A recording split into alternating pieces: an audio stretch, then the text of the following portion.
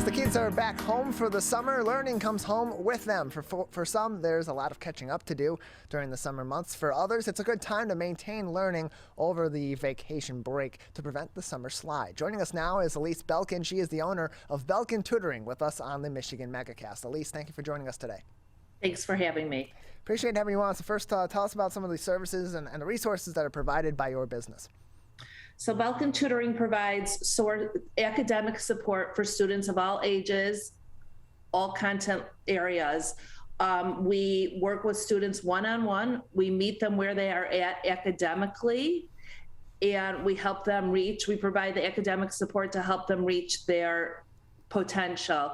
And sometimes it's a matter of building confidence and overcoming anxiety. And so as we're into the summer months now, and parents are considering ways to continue their education or the momentum of the education of their kids, especially coming out the last couple of years, what should they be considering when they are deciding on whether or not a tutor is right for their kid this summer, or what specific areas their kids should be getting tutoring in over the summer months? Those are both good questions. So one is, many students over the summer, in general, there's summer slide. They lose some of the strategies, some of the areas of knowledge. So summer is a great time to review from the previous year and front load for the upcoming year. In elementary school, that's just general elementary academic content. In other areas, in middle to through high school, that would be English, math, history, and science, especially if the student struggled. If it was a student that was struggling a lot in math, this is a good time to review and front load to build some confidence and gain some skills going forward. Same with the other content areas.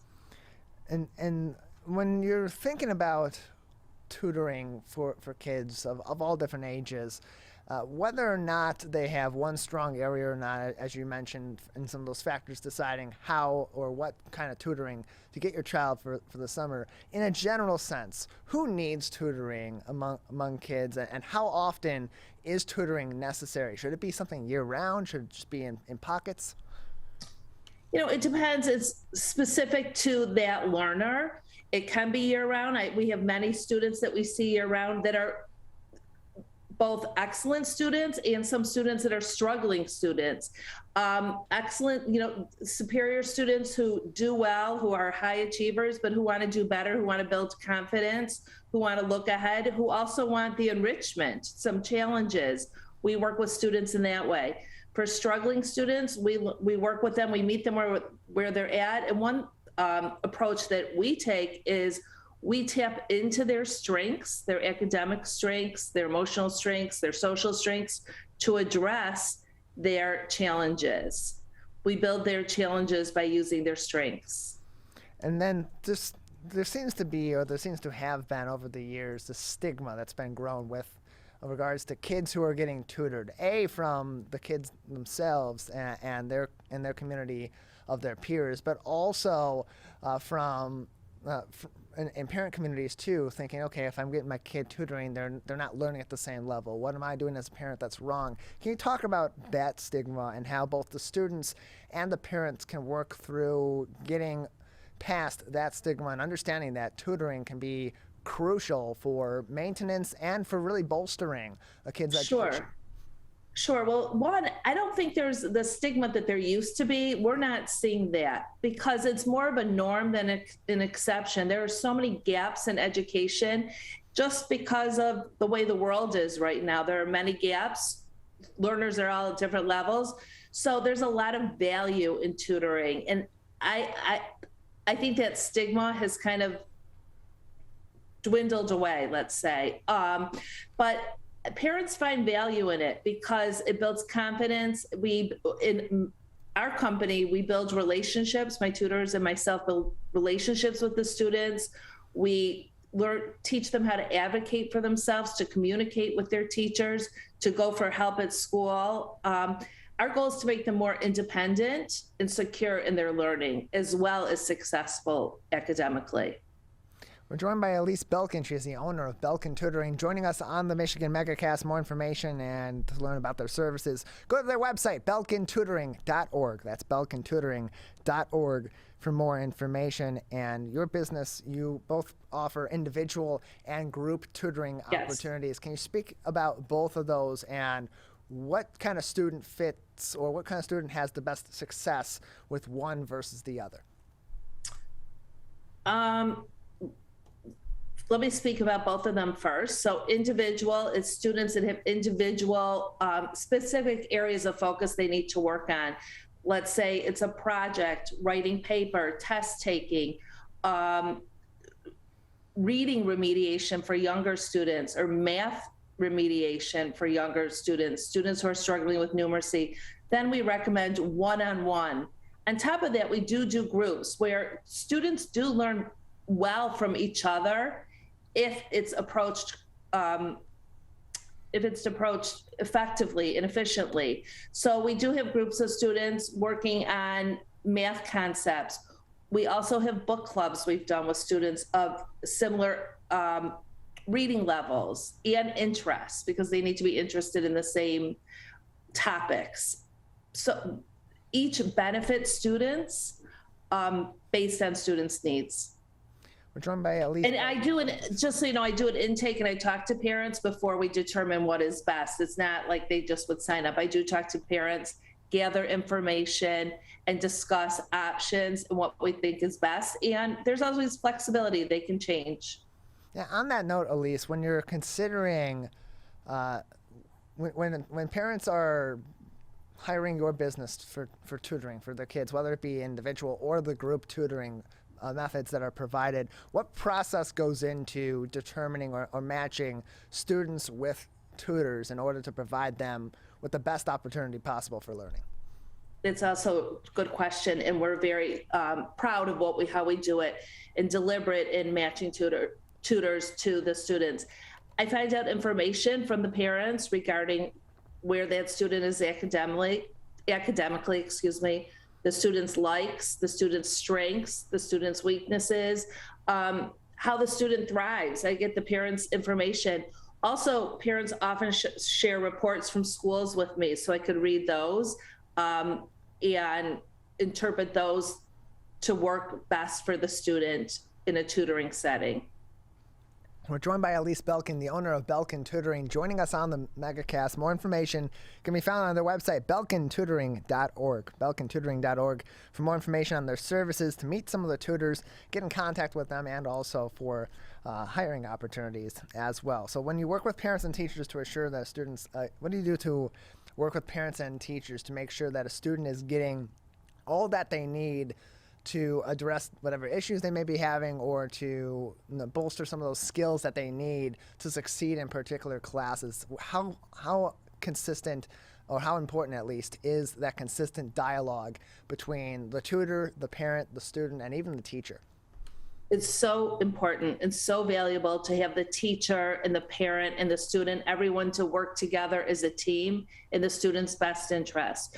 So I often have parents email teachers if they choose to, if they want to. They don't have to, but it works best if they email the teachers and include me in the email. And I always include parents in any communication I have with schools or psychologists, if students are seeing a psychologist, to get their feedback on where that student is at and how I can best help the student. If it's in school, a school setting, we try to piggyback on any concepts they're working on in school. Let's say they're doing character development, then we will focus on character development so that we're like double dipping with the teacher and reinforcing what needs to be taught and learned. BelkinTutoring.org is the website. It's .com. Sorry, yeah, it is .com. BelkinTutoring.com is the website. It's BelkinTutoring.com for more information. We're joined by Alyse Belkin, who is the owner of Belkin Tutoring, joining us on the Megacast. Alyse, as we continue on into the summer, the school year is mostly over, or will be over very soon for any schools that may still be in session at this time in rare cases. Can you talk about the summer slide and how students themselves, but also parents, can best address preventing the summer slide from bringing issues to the kids' education in the fall next year, what they can do over the summer, obviously with help of tutors, to continue their education and maintain their educational momentum coming out of the school year. Sure. Well, summer slide is when the students slide back from what they've learned. They enter the fall a little rusty if they aren't practicing what they learned over the school year and using strategies and skills such as reading, math practice, So working with a tutor can help review what they did and front load. We review strategies, and we do it in a fun way. We do a lot of experiential learning where we might have parents take pictures of something the kids did over the weekend, and then we write stories and practice reading them. That's an example of experiential learning. So it's not just taking out a book and feeling like you're at school. We make it a little more fun and interesting and meaningful for the students. What are the outcomes of that experiential learning in comparison to more of that rote learning that kids tend to get during the school year, especially because it's the summer? The kids are expecting they're going to get a break from the schooling. They want to have that separation between the school environment and the rest of their life. So how does that experiential learning and results benefit them? And they should have a break. I do believe that they should have a break and be kids and have their childhood. But experiential learning, it's valuable. They're proud of it. It's theirs. They own it. We're joined by Alyse Belkin. It builds their confidence because they can tell about it and relate to it. We're joined by Alyse Belkin. She is the owner of Belkin Tutoring, joining us on the Megacast. More information, belkintutoring.com. That's belkintutoring.com for information on their services. Meet some of the tutors and learn more information about Belkin Tutoring. So you mentioned also that the summer tutoring programs have a different approach in some cases than during the school year for bolstering that education. But then there's also those students that aren't going back to high school, aren't going back to middle school, elementary school. They're moving on to higher education, and they need to prepare for the rigors of that and for the nuances of higher education. What sort of services are provided through your company to help incoming college students prepare for their upcoming experiences? So to start, we do work with students through the college application process, as much or as little as they need. So we can take them from the beginning, from the start to the end of filling in college applications and submitting them side by side, working with them. We can also set goals with them and do check-ins with them. We do a lot of college essay writing with students to get those college essays up and ready to submit. Like I said, we could do as much or as little as needed. And that we discuss with parents to see what that student needs and come up with a plan so college essays and college applications are submitted in a timely fashion. But other than that, preparing for college, we work a lot with organizational skills and executive functioning skills. We help students develop strategies that will be best for them and most meaningful. When they do go to college, we have tutors on staff working with college students at college level, but we also have check-ins. We have a program that's daily check-in, Monday through Thursday, 10-minute check-in, just to see for high school students too and middle school, where that student is at, what's been submitted, what's still due, checking planners, coming up with a plan. It's for students who are able to do the work but need help with organization. And we find that with many kids entering college or post-high school and students entering high school. More information on these services can be found at belkintutoring.com. That's belkintutoring.com. We can also learn more information about opportunities to become a tutor with Belkin Tutoring. And Alyse, as people may be interested in joining your team and becoming a tutor with Belkin Tutoring, what sort of background does your company look for these tutors? What are some of the requirements for those that may be interested in applying for a position with your company? And we are always looking for new tutors. So one of the requirements are having a teaching degree and or being certified or having a degree in a content area. For instance, having an English degree, but maybe not having a teaching degree. I have people with English degrees teaching students English related subjects, same with math. So definitely having a college degree, and then we can talk from there. Alyse, any more information on Belkin Tutoring that we haven't discussed yet, just yet, or more information, anything else that people may need to know as they're considering hiring a tutor for this summer? No, any academic questions? We're your people. We also help parents before conferences formulate questions. I go to parent conferences. I go to what's called the IEP when they have a meeting about their children's individual educational plan. I meet with psychologists when psychologists are sharing neuropsych reports. So I get the information. If there's accommodations recommended, I can go with the parents to the school and be that liaison, the advocate for the student. So I serve as a student advocate. Well, Alyse, we appreciate you coming on the program, telling us more about the services that are provided by Belkin Tutoring and talking about how tutoring can be useful over the summer for kids of all different ages. Thank you. Thank you.